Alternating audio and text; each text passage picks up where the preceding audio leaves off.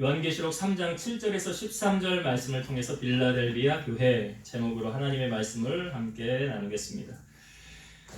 성경의 7이라는 숫자는 완전수를 의미한다고 그랬죠. 그래서 아시아의 7교회를 우리에게 보여주고 있지만 실상 그 7교회는 이 땅 위에 있는 모든 교회다라는 개념으로 우리에게 보여주고 있습니다. 그래서 어떤 교회는 서문화 교회, 어떤 교회는 에베소 교회, 그 교회에 따라 하시는 주님의 말씀이 오늘날에 있는 교회에 적용이 되어지는 말씀이죠. 특별히 아시아의 7교회 가운데 2교회만 칭찬을 받았어요. 5교회는 책망을 받았어요. 그래서 책망을 받은 교회는 회개하고 돌이키라는 말씀을 주님이 하셨죠. 칭찬을 받은 2교회는 바로 서머나 교회와 오늘 우리가 함께 은혜를 나누고자 하는 빌라델비아 교회입니다. 이 빌라델비아는 사대 동남쪽 40km 고원 지역에 있었는데 작은 아덴이라는 별명이 있었어요. 그래서 문화의 꽃이 피고 포도가 많이 생산되어지는 곳이었어요. 그리고 로마로부터 드로아, 아드라무띠온, 버가모 4대로 지나가는 1세기 최고의 교통의 요지였습니다. 그래서 상공업이 발달했고 많은 사람들이 부를 축적하게 되었어요. 이 빌라델비아 교회가 어떻게 시작되어졌는지 성경 우리에게 알려진 바는 없어요.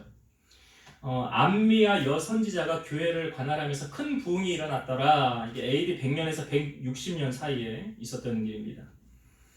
교회의 성장으로 유랑하던 유대인들이 개종하는 큰 역사가 나타났죠. 사도 바울이 복음을 전할 때 이방인들을 향하여 복음도 전했지만 유대인들을 향하여도 전했죠. 그런데 반대하는 세력들은 어디였습니까? 유대인들이었죠. 유대인들은 예수 그리스도가 우리의 메시아임을 받아들이지를 않았죠. 그러나 우리가 로마서 말씀에도 보면 남은 자, 하나님의 선택을 받은 자들은 다 하나님께로 돌아오는 그런 역사를 성경은 우리에게 보여주고 있죠.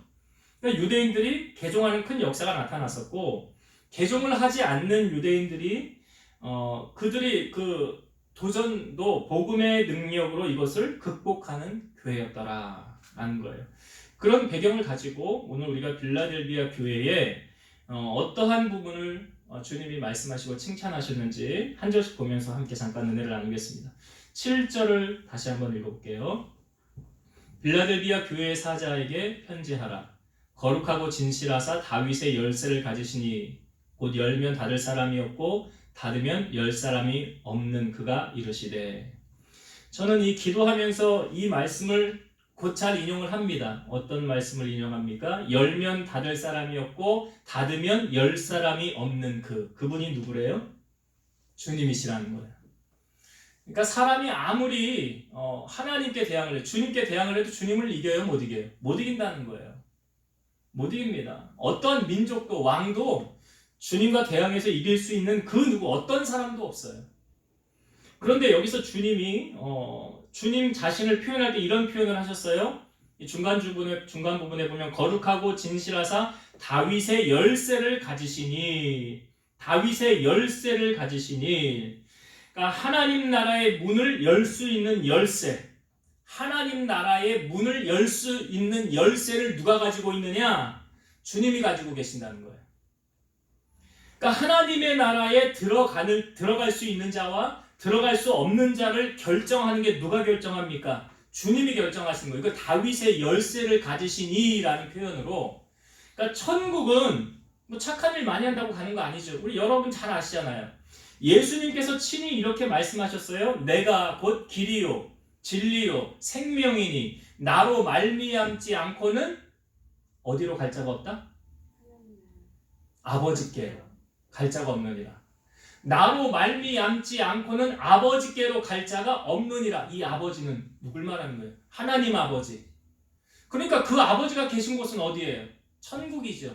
그러니까 주님으로 말미암지 않고는 천국에 갈 수 있어요, 없어요? 없어요. 다른 방법이 없어요. 돈을 많이 들여서 천국을 산다? 면죄부를 산다? 종교개혁이 왜 일어났습니까? 그 면죄부 사건 때문에 일어난 거예요. 너 돈 주고 이거 사야 천국 갈 수 있어. 그 당시에 그 악한 사람들이 그런 걸 만들어서 돈을 착복하기 위해서 너 구원 받으려면 이거 돈 주고 사야 돼. 면죄부. 그래야 구원 받을 수 아니잖아요. 그 잘못된 것에 대한 개혁을 일으켜서 장로교가 탄생이 된 거예요. 카톨릭에서 장로교 나온 거예요. 그러니까 지금 예수님 외에는 구원을 얻을 만한 이름을 우리에게 주신 일이 있어요? 없어요? 없어요. 여러분, 기독교가 좀 배타적이라고 그러죠. 다른 종교와 융합이, 화합이 잘 됩니까? 안 됩니까? 안 되죠. 안 될 수밖에 없어요. 왜 그렇습니까? 종교 다원주의가 아니거든요. 오직 여기에만 구원이 있고 여기에만 진리가 있어요. 예수님께서 하셨던 말씀, 내가 곧 길이요 진리요 생명이니 나로 말미암지 않고는 아버지께로 올 수 없다. 예수님을 통과하지 않고는 천국 갈 수 없다. 왜 그런지 그 이유는 아시죠? 우리의 죄가 어떻게 사함받았습니까? 우리가 예배 전에 찬송했지요. 나의 죄를 씻기는 뭐밖에 없다? 예수의 피밖에 없다. 여러분 찬양했잖아요. 예수의 피밖에 없네. 그러니까 내가 원래 죄인이었는데 나의 죄인을 의인의 신분으로 바꿔주신 분이 계세요. 그분이 누구세요? 예수님이잖아요. 그래서 예수님을 나의 구주로 영접하면 뭐가 돼요? 하나님의 자녀가 돼요. 하나님 자녀가 천국 가겠어요? 지옥 가겠어요? 천국 가지요. 하나님 나라 가는 거예요. 그러니까 예수님께서 여기 다윗의 열쇠라는 표현은 천국의 열쇠를 누가 쥐고 계세요? 주님이 쥐고 계시는 거예요. 그러니까 다른 방법으로 천국 갈 수 없다라는 것을 주님이 확실하게 우리에게 말씀해주고 있는 거예요. 7절. 자, 8절 봅니다. 볼지어다 내가 네 앞에 열린 문을 두었으되 능히 닫을 사람이 없으리라. 내가 네 행위를 아노니 네가 작은 능력을 가지고도 내 말을 지키며 내 이름을 배반하지 아니하였도다. 여기 볼지어다 내가 너의 앞에 열린 문을 두었으되 열린 문은 무엇을 말합니까? 천국으로 들어가는 구원의 문이에요. 열린 문. 그러니까 여러분, 구원이라는 것은 모든 사람에게 공평하게 모든 조건이 다, 그러니까 모든 사람이 다 들을 수 있도록 기회를 공평하게 주님이 다 주시는 거예요. 나는 복음의 소식 못 들었는데요. 그러니까 여러분, 주님이 다시 재림하신다고 했는데 언제 오신다고 그랬어요? 성경은 분명히 이렇게 말하고 있어요. 나의 이름이 온 땅까지 다 전파되면 그제서야 끝이 오리라. 그 끝에 주님이 구름 타고 다시 임재하신다는 거예요. 재림하신다는 거죠. 그러니까 누구에게도 다 이렇게 구원의 공평한 기회를 주님이 주시는 거예요. 여러분, 노아 시대 보세요. 노아가 방주를 만들었을 때 사람들에게 이 방주를 보면서 여러분들이 일로 들어오셔야 돼요. 일로 들어오셔야 돼요. 그 방주는 오늘날 뭘 의미합니까? 교회잖아요. 교회를 세워놓고 하나님이 많은 사람들에게, 세상 사람들에게 교회로 들어오세요. 교회로 들어오세요. 마치 노아가 방주를 지어놓은 것처럼, 그리로 들어와야 사는 것처럼 오늘날의 교회를 그런 의미로 하나님이 세워주신 거예요. 그러니까 하나님의 소망은 이 땅에 어디 있습니까? 교회에 있는 거예요. 그 교회로 누구에게나 들어올 수 있는 문을 주었다는 거죠. 여러분, 교회에 누가 들어온다고 하면 당신은 자격이 안 돼서 못 들어옵니다. 당신은 악한 사람이라 못 들어옵니다. 살인죄를 저질렀기 때문에 그런 교회 없잖아요. 그런 교회 없어요. 사람을 가리는 교회 없어요. 누구에게나 다 구원은 허락되어져 열려져 있다는 거예요. 여기 말씀하잖아요. 내가 너희 앞에 열린 문을 두었으되 천국으로 들어가는 구원의 문을 내가 열어놓았다라고 말씀하고 있어요. 열린 문을 두었다. 그리고 능히 그것을 아무도 닫을 사람이 없으리라 그러잖아요. 그러니까 구원은 전적으로 하나님의 은혜로 되어지는 거죠. 자, 그런데 여기 보면 이 빌라델비아 교회의 형편을 우리에게 알려주는 말씀이 8절에 있거든요. 다시 볼게요. 볼지어다 내가 내 앞에 열린 문을 두었으되 능히 닫을 사람이 없으리라. 내가 너의 행위를 아노니 네가 작은 능력을 가지고도 내 말을 지키며 내 이름을 배반하지 아니하였도다. 여기 뭐라고 그래요? 작은 능력을 가지고 그랬어요. 큰 능력 아니라고 그랬어요. 이 작은 능력을 성경은, 그러니까 능력이 거의 없다는 것을 의미하는 거예요. 그런데 여기서 말하는 이 능력이라는 것은 뭘 의미하냐면 이 빌라델비아 교인들의 그 신분이나 지위 등 외적인 능력이 변변치 못했다라는 거예요. 이걸 오늘날로 적용하면 소위 말해서 기득권이라고 할 수 있는 권력가나 재산을 많이 소유한 재력가나 집안이 아주 뛰어난 명문가 집안이나, 그러니까 빌라델비아 교회 안에 이런 재력가나 권력자나 명문 그런 사람들이 없었더라라는 것을 보여주고 있는 거예요. 여러분, 하나님께서 성경에 보면 고린도전서 말씀에 보면 하나님께서 우리를 부르심을 보라 그러죠. 그러면서 지혜로운 자가 많지 않고 문벌 좋은 자가 많지 않고 뭐 능력 있는 자가 많지 않다. 그러나 하나님은 없는 자를 들어서 있는 자를 부끄럽게 하고 무능한 자를 들어서 지혜로운 자를 폐하시는 그런 하나님이시다라고 말하고 있어요. 그러니까 지금 이 빌라델비아 교회는 유대인들이 가하는 시련과 온갖 유혹 가운데 서서 진리의 편에 서서 끝까지 그리스도의 말씀대로 살았다. 소위 여러분 세상 사람들이 무엇을 봅니까? 세상 사람들이 보는 것은 내적인 마음 안에 있는 것을 보아요? 눈에 보이는 외적인 것을 봅니까? 외적인 것을 보고 판단하고 평가하죠. 예, 저 사람은 뭐 집이 뭐 어떻더라. 저 사람은 뭐 어떤 높은 자리에 있더라. 뭐 이런 거 그런 거를 보면서 사람들은 그게 뭐 마치 세상을 판단하는 기준인 양 판단하는데 주님은 그것으로 판단하지 않더라.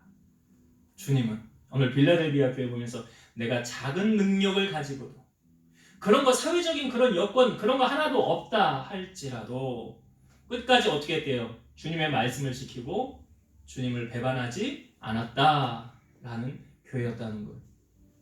9절 보겠습니다. 보라 사탄의 회당 곧 자칭 유대인이라 하나 그렇지 아니하고 거짓말하는 자들 중에서 몇을 내게 주어 그들로 와서 내 발 앞에 절하게 하고 내가 너를 사랑하는 줄을 알게 하리라.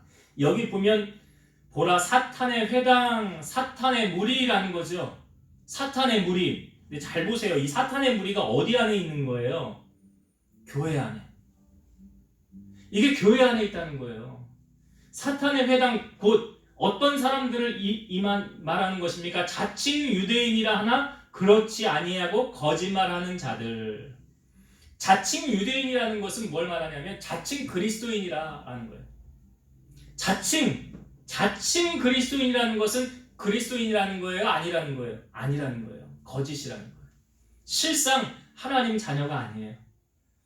그런데 그들 가운데서 자칭 그리스도인이나 자칭 유대인이라 하나 그렇지 아니하고 거짓말하는 자들 중에서 몇을 내게 주어 그들로 와서 네 발 앞에 절하게 하고 내가 너를 사랑하는 줄을 알게 하리라. 그러니까 이들은 예수님의 메시아임을 인정합니까? 안 합니까? 안 해요. 자칭 유대인들 예수님 메시아를 인정하지 않아요. 반면 주님을 따르는 자들에게 오히려 핍박을 하죠. 그리고 자기들이 옳다고 주장을 하죠. 그러니까 예수님의 메시아이심을 부정하는 그 무리들을 지금 성경은 뭐라고 그래요? 사탄의 회당이라. 그러니까 여러분 제가 거듭 말씀드리지만 하나님의 사랑과 세상의 사랑, 사탄으로부터 그러니까 세상의 사랑은 하나님께로부터 온 게 아니라고 그랬잖아요. 그러니까 이것이 반비례한다는 것을 여러분 아셔야 돼요. 그러니까 세상을 사랑하면 사랑할수록 내가 지금 하나님의 사랑에서는 점점 멀어지고 있구나 아셔야 돼요. 하나님을 사랑하면 사랑할수록 점점 내가 세상은 멀어지게 된다. 이게 반비례로 가고 있다는 것을 아셔야 돼요. 그러니까 여기 지금 이렇게 자칭 유대인이라 하는 거짓 그리스도인들 그들 앞에서 주님께서 어떻게 하신다는 거예요? 그 유대인들 앞에서 내가 너를 높인다라는 표현을 하고 있는 거예요. 내 발 앞에 절하게 하고 내가 너를 사랑하는 줄을 알게 하리라. 말씀을 준비하면서 성경 구절 한 구절이 생각나더라고요. 여러분 시편 23편 잘 아시죠? 여호와는 나의 목자시니. 거기 시편 23편 5절에 이 말씀이에요. 주께서 내 원수의 목전에서 내게 상을 차려주시고 기름을 내 머리에 부으셨으니 내 잔이 넘치나이다. 다시 읽어볼까요? 주께서 내 원수의 목전에서 내게 상을 차려주시고 원수의 목전에서 상을 차려준다는 게 무슨 의미예요? 원수 갚아준다는 거 아니에요? 누가요? 주님이. 그래서 원수 갚는 건 누구에게 맡기래요? 주님께. 원수 내가 갚는 거 아니에요. 원수 내가 갚는 거 아니에요. 성경이 뭐라고 그래요? 원수 갚는 것을 내게 맡겨라 그러잖아요. 주님이 때가 되면 갚아주시는데 어떻게 갚아주시는데 아주 멋지게 갚아주시죠? 원수의 목전에서 내게 상을 베푸시고 원수가 보던 앞에서 그 사람을 깔아뭉개고 나를 하나님이 그 원수 앞에서 높이신다는 거예요. 이거 얼마나 멋있어요. 하나님이 하신 일이 얼마나 멋있습니까? 지금 빌라델비아 교회 안에 이 악한 무리들 앞에서 주님이 내가 너를 그렇게 높여준다라고 말하는 거 아닙니까 이게? 9절의 말씀, 그 말씀이에요. 10절 보겠습니다. 네가 나의 인내의 말씀을 지켰은즉 내가 또한 너를 지켜 시험의 때를 면하게 하리니 이는 장차 온 세상에 임하여 땅에 거하는 자들을 시험할 때라. 네가 나의 인내의 말씀을 지켰은즉, 그러니까 인내함으로 그리스도의 마지막 재림을 기다리는 거죠. 그러니까 마지막까지 변질되지 않고 신앙의 정조를 지키고 주님을 따르는 제자의 삶을 사는 사람, 이러한 사람에게는 어떻게 하신대요? 시험의 때를 면하게 하리니. 시험의 때는 그리스도의 재림할 때, 예수님 재림할 때 주님을 믿지 않는 비그리스도인들에게 임할 하나님의 진노를 말하는 거예요. 알곡과 가라지를 이제 나중에 주님이 오셨을 때 다 나중에 갈린다고 그랬어요. 알곡은 모아서 곳간에, 쭉정이는 꺼지지 않는 불에 태우신다 그랬어요. 그래서 나중에 심판할 때 상과 벌을 그때 주님이 다 주시는 거예요. 그러니까 이 땅에 거하는 자들, 여기서 말하는 이 땅에 거하는 자들, 예수님을 부인하는 사람들. 10절 후반절에 나오죠. 이는 장차 온 세상에 임하여 땅에 거하는 자들을 시험할 때라. 그러니까 예수님을 나의 구주로 인정하지 않고 믿지 않는, 교회를 대적하는 비그리스도인들은 그날이 심판의 날이에요. 그날이 심판의 날. 자, 11절 말씀 보세요. 11절. 내가 속히 오리니, 주님이 속히 오신다라는 거죠. 내가 속히 오리니 네가 가진 것을 굳게 잡아 아무도 네 면류관을 빼앗지 못하게 하라. 여기 내가 속히 오리니라는 건 분명히 주님께서 다시 이 땅에 오신다라고 말씀하셨죠. 마태복음 24장에서도 주님이 호령과 천사장의 나팔소리와 함께 인자가 구름을 타고 너희에게 오리라 그랬죠. 주님께서 사도행전 1장에 하늘로 승천하실 때 옆에 천사가 또 분명히 말하죠. 너희가 본 예수는 너희가 본 그대로 다시 오실 것이니라. 그 오신다는 말씀을 지금 누가 하고 계세요? 주님께서. 그때는 천사가 한 말이지만 이거는 주님이 직접 하신 말씀이에요. 내가 속히 오리니 그랬어요.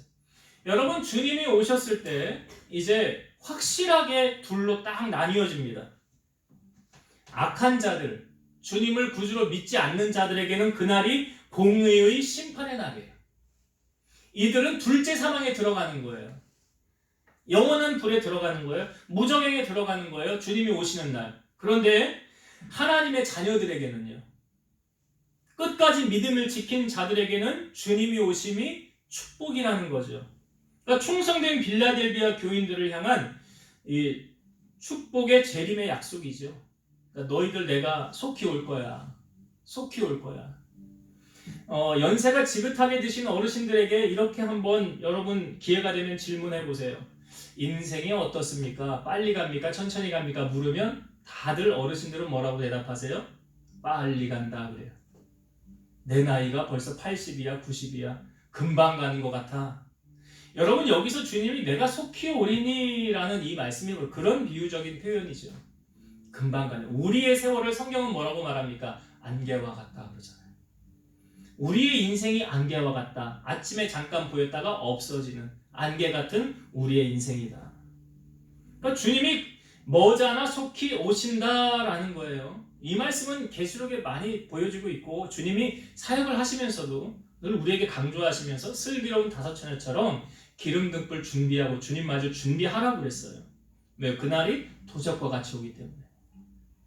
그때 주님이 오시는데 여기 내가 가진 면류관을 빼앗지 못하게 하라. 이 면류관에 대해서는 앞부분에서도 나왔어요. 생명의 관을 내게 주리라. 성원아 교회를 향하여 하셨던 주님의 말씀도 나오는데, 이 면류관은 경기장에서 승리한 자들에게 씌워주는 부상이죠. 그러니까 경기장에서 선수가 상을 잃지 않고 끝까지 최선을 다하는 것과 마찬가지로 우리가 이 땅에 살아가는 동안 지속적으로 영적 무장을 통해서 환난과 핍박 속에서도 인내의 말씀을 끝까지 붙들고 지켜서 승리해야 된다. 그래서 우리의 싸움은 혈과 육에 대한 싸움이 아니라고 그랬죠. 여러분, 영적 싸움 하는 거예요. 우리. 근데 잘 아셔야 돼요. 마귀는 그 싸움의 대상을 믿는 자들을 향하지 믿지 않는 자들은 그냥 내버려 둡니다. 내버려 둬도 자기들이 가는데 같이 가거든요.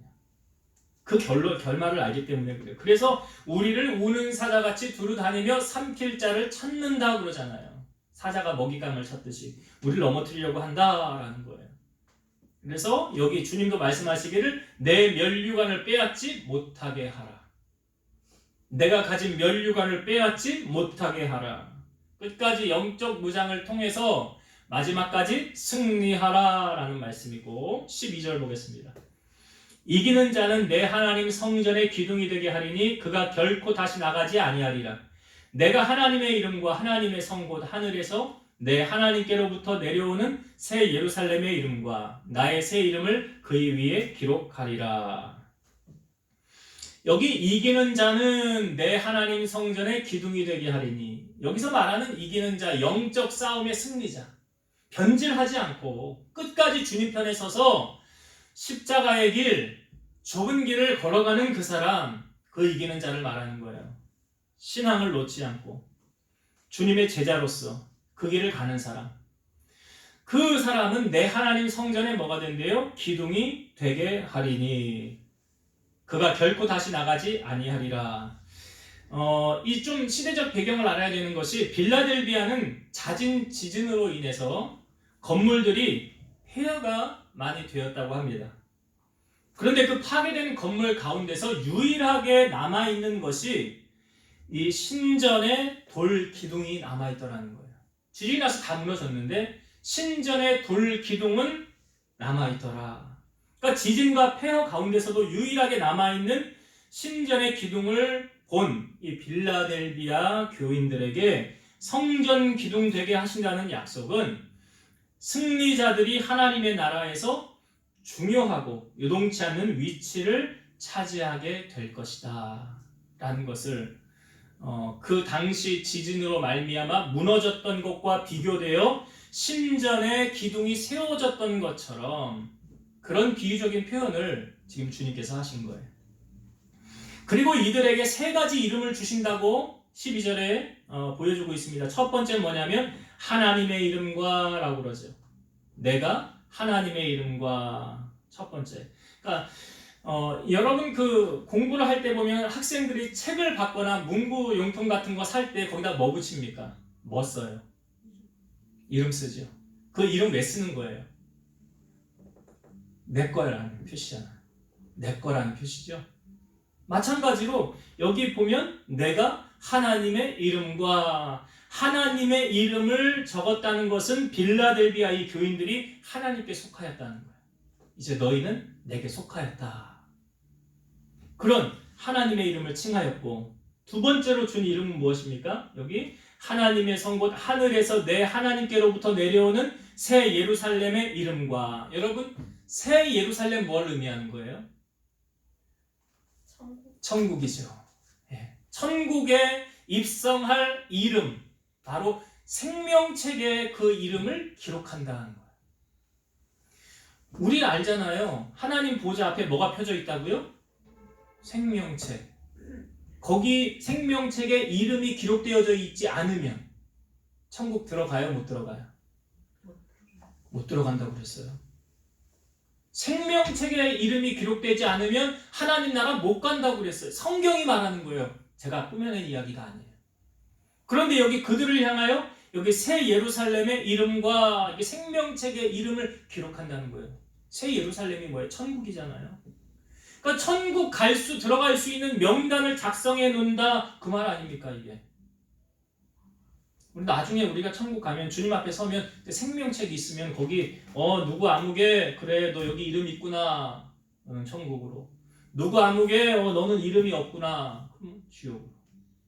그런데 여기 빌라델비아 교인들을 향하여 새 예루살렘의 이름과 그러니까 천국의 거주할 새 예루살렘의 시민권을 주신다. 그리고 세 번째는 어떤 이름입니까? 여기 새 예루살렘의 이름과 나의 새 이름을 그의 위에 기록하리라. 여기 나의 새 이름. 구속을 통해서 그리스도에게 속하였다는 것을 나타내는 거예요. 구속을 통해서, 주님의 십자가의 구속을 통해서 우리가 이제 주님께 속하였다. 다시 한번 인쳐주는 거죠. 성령으로 인쳐주신 것 같이. 그래서 오늘 빌라델비아 교회를 향하여 주님이 하셨던 이 말씀 가운데 저에게 주신 은혜 한 두 가지만 잠깐 간단하게 나누고 말씀을 마치겠습니다. 첫 번째는 뭐냐면 주님의 일은 많은 능력이 있어야 하는 것이 아니다. 여기 빌라델비아 교회 교인들을 향하여 뭐라고 말씀하고 있었습니까? 아까 우리가 8절에 보니까 네가 작은 능력을 가지고도. 그러니까 우리가 주의 일을 할 때 어떤 분들은 나는 뭐 건강이 좀 약해서 주의 일 못해요. 나는 가진 돈이 없어서 주의 일 못해요. 나는 시간이 없어서 주의 일 못해요. 말씀드리지만 다 핑계입니다. 다 핑계예요. 오늘 보세요. 빌라델비아 내가 작은 능력을 가지고도, 여기서 작은 능력은 능력이 크고 작았다는 그런 의미가 아니었어요. 사회적인 지위와 명성, 어떤 재력, 권력 이런 거 이름도 없고 알아주지도 않고 그런 걸 말하는 거였어요. 여기서 말하는 작은 능력. 그러니까 세상적으로는 자랑할 것 아무것도 없고 내세울 것 아무것도 없다 할지라도 그런 작은 능력임에도 불구하고 성실하게 주의 일을 잘 감당했다라는 것을 주님이 지금 빌라델비아 교인들을 칭찬하는 거예요. 내가 돈이 좀 많이 있으면 주님의 일에 내가 봉사도 많이 하고 막 성전도 짓고 말이야. 그런 것도 하고 싶을 때 하나님이 때가 되면 하게 하시겠죠. 근데 여건이 안 되는데 못 하는데 그럼 못 해요? 아니죠. 못 하는 게 아니에요. 안 하는 거지. 그러니까 나는 배운 지식이 짧다. 내세울 게 없다. 여러분, 아까도 제가 말씀드렸지만 하나님께서 우리를 부르심을 보라. 지혜로운 자가 많지 않고 능한 자가 많지 않고 문벌 좋은 자, 지방 가문 좋은 자가 많지 않도다. 예수님께서 친히 어떤 달란트의 비유를 주십니다. 주인이 먼 타국으로 갈 때 종들 3명에게 한 사람에겐 5달란트, 한 사람에겐 2달란트, 한 사람에겐 1달란트 줘요. 그리고 나중에 기한이 돼서 주인이 돌아왔어요. 5달란트 받은 사람이 열심히 수고해서 5개 남겼어요. 근데 사실 그 성경을 보면 그 종이 열심히 수고해서 그 남기면 그 누구 거 됩니까? 자기 거 돼요? 주인 거. 그래, 주인 거야 결국. 그럼 어리석은 짓 아니에요? 왜 주인 좋은 일을 시키고 그래? 2달란트 받은 사람도 어떻게 했습니까? 열심히 수고해서 땀 흘려 수고해서 2개 남겼어요. 누구 좋은 일 시킨 거예요? 자기 좋은 일 시킨 거예요?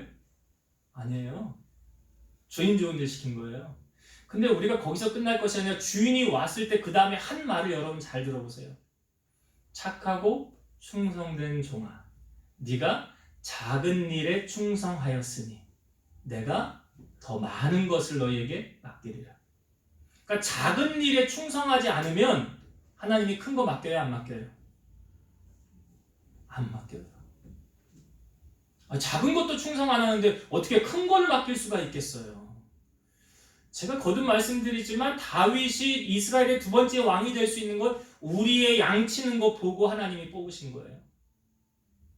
이스라엘의 양치는 거 아무도 그 관심 갖지 않습니다. 하찮은 일이라. 근데 하나님은 다윗 그거 보시고 성실함과 공교함으로 일한 그거 보시고 이스라엘의 왕으로 세웠어요. 고린도전서 4장 2절 그리고 맡은 자들에게 구할 것은 충성이니라 그랬어요. 여러분 빌라델비아 교회가 책망 없이 왜 칭찬을 받았느냐? 책망 받지 않았어요. 빌라델비아 교회는. 그러니까 적은 능력을 가지고도 내 말을 잘 지키고 배반하지 않았다라고 말하고 있어요. 다시 말해서 이것은 그들이 주님께 충성했다는 거예요. 여러분 세상 일이 아무리 바빠도 하나님께 마음을 두고 하나님께 우선순위를 두고 먼저 하나님의 나라와 의를 구한다면 하나님은 모든 것을 책임져 주시고 역사하신다는 것을, 그러한 은혜와 그런 기적을 경험한 우리 성도들 되시길 바랍니다. 두 번째, 빌라델비아 교회의 성전의 기둥이 되는 사람, 어떤 사람이었습니까? 12절에 보니까 이기는 자는 내 하나님 성전의 기둥이 되게 하리니 그가 결코 다시 나가지 아니하리라는 말씀이 있어요. 그러니까 하나님의 성전의 기둥이라는 표현은 다시 말해서 그 교회의 주축돌이에요. 중역이에요. 중역. 여기 이기는 자는 내 하나님 성전의 기둥이 되게 하리니 그가 결코 다시 나가지 아니하리라. 이 말씀을 여러분 연결해서 보면 어떤 시험과 유혹이 와도 넘어지지 않고 이기는 사람.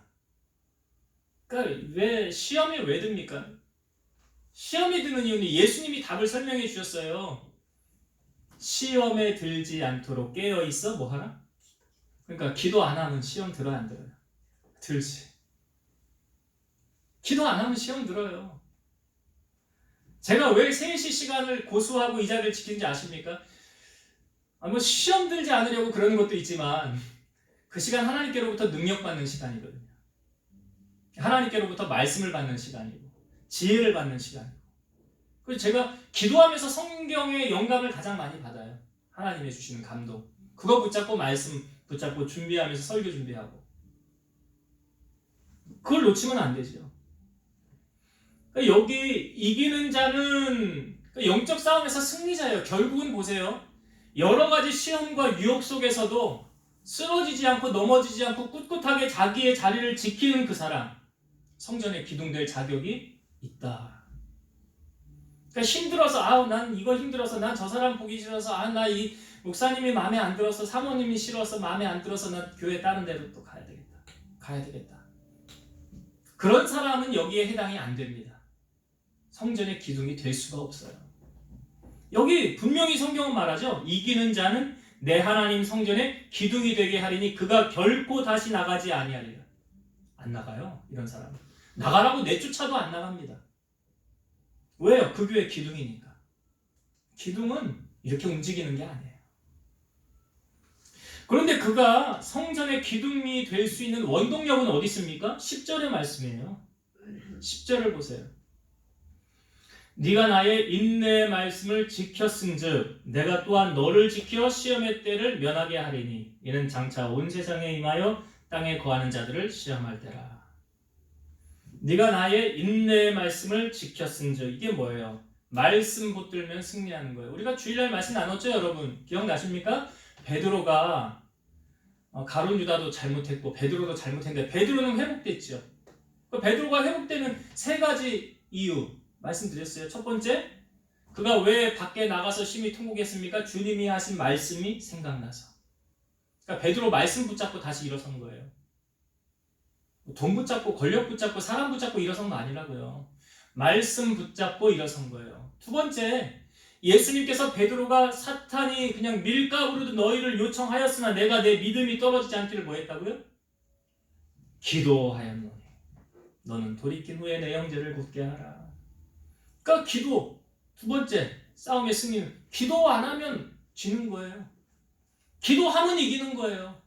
내가 이기려면 뭐 해야 돼요? 기도해야 되는 거예요. 그 마지막 3번째, 가룟 유다가 왜 예수님을 파는 거예요? 제정신으로 파는 거 아니라고 그랬죠? 뭐가 그 안에 들어갔어요? 사탄이 들어갔다고 그랬잖아요.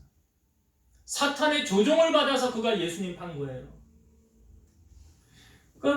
예수님께서 사람들이 나를 누구라 하냐 때 베드로가 주는 그리스도시요 살아계신 하나님의 아들이십니다 라고 말할 때 시몬아 복이 있다. 이를 너에게 알게 하려는 혈육이 알려준 게 아니라 하늘에 계신 내 아버지가 알려주었느니라. 성령 충만. 그러니까 마지막까지 구해야 될 거야. 그래 영적 싸움 이기는 거예요. 우리의 싸움은 혈과 육에 대한 싸움이 아니라 성경은 분명히 말합니다. 통치자들과 권세들과 이 어둠의 세상 주관자들과 하늘에 있는 악의 영들과의 싸움이다. 그래서 이 영적 싸움의 승리자가 되기 위해서는 우리가 하나님의 전신갑주를 입어야 된다. 솔로몬이 성전을 지을 때에 2 기둥을 2개를 세우고 거기에 하나는 야긴이라 하나는 보아스라 이름을 지었어요. 야긴이라는 것은 오른쪽에 있는 건데 뜻이 뭐냐면 그가 세우실 것이다. 그분이 일으키신다라는 뜻이에요. 보아스라는 것은 왼쪽에 있는데 그 안에 능력이 있다. 능력의 근원이신 하나님의 권능과 위엄을 나타내는 말이에요. 그러니까 야긴과 보아스는 하나님의 성전의 건립자가 되신다. 성전의 주인이 되신다. 그리고 하나님의 권능과 위엄이 성전 안에 있다라는 그런 뜻을 내포하고 있는 거예요. 오늘 여러분 이 빌라델비아 교회를 향하여 그 교회의 기둥이 되는 사람, 어떠한 사람입니까? 끝까지 이기는 자예요. 요즘 코로나라 해가지고 교회를 좀 등한시하고 믿음 떨어지고 사실 이런 상황 속에서 하나님이 우리를 보시는 건 다른 거 아니에요. 너 마음 중심이 어떠하냐 이거 보시는 거예요. 흔들어 보시는 거 아니에요. 아브라함을 하나님이 마지막으로 테스트하는 게 이삭을 바쳐라 그거였잖아요. 그 이삭을 바치라고 할 때 아브라함이 어떻게 했는가? 하나님을 경외함을 아브라함은 보였다라는 거예요. 우리가 지금 이 시대 속 이 상황 속에서 우리가 어떻게 내가 하나님을 경외함을 여러분 보이고 계십니까? 무엇을 통해서 내가 너를 보니까 네가 나를 참 경외하는구나. 이걸 하나님이 아시도록 해야 되는 거 아니에요. 근데 오늘 빌라델비아 교회를 향하여 그 말씀을 하시는 거예요. 너는 성전에 기둥될 충분한 자격이 있구나. 그 기둥으로 세움받는 자, 하나님의 놀라운 은혜와 복을 누리고 살아갈 수 있다는 거죠. 성경 말씀 한 구절만 읽고 마칠게요. 디모데후서 4장 7절에서 8절. 나는 선한 싸움을 싸우고 나의 달려갈 길을 마치고 믿음을 지켰으니 이제 후로는 나를 위하여 의의 면류관이 예비되었으므로 주 곧 의로우신 재판장이 그날에 내게 주실 것이며 내게만 아니라 주의 나타나심을 사모하는 모든 자에게도니라. 선한 싸움 마치고 믿음으로 나아갈 때, 믿음을 지킬 때 의의 면류관을 예비해 주시고 재판장 되시는 주님께서 우리에게 상급을 허락해 주실 것이다. 마지막까지 여러분 최후 승리하시고 하나님의 나라의 기둥으로 쓰임받아 영광 돌리며 살아가는 우리 성도 여러분들 다 되시기를 주의 이름으로 축원드립니다. 기도하시겠습니다. 살아계셔서 역사하시는 하나님, 오늘 빌라델비아 교회를 향하여 주님께서는 그들이 작은 능력을 가지고도 하나님의 그 귀한 사역을 잘 감당했다고 칭찬하셨습니다. 우리는 여타 여러 가지 이유로 인해서 주님의 일을 못한다고 불평하고 원망하지는 않았습니까? 그러나 하나님은 그런 것을 보시는 것이 아니요 내 마음의 중심이 어디로 향하고 있는지를 하나님 보십니다. 그래서 그것이 하나님을 기쁘시게 해드릴 수 있고 또 그 말씀을 붙잡음을 통해서 우리가 여러 가지 시험과 환난 속에 넘어지지 않고 하나님 나라의 기둥으로 쓰임받을 수 있다고 하셨습니다.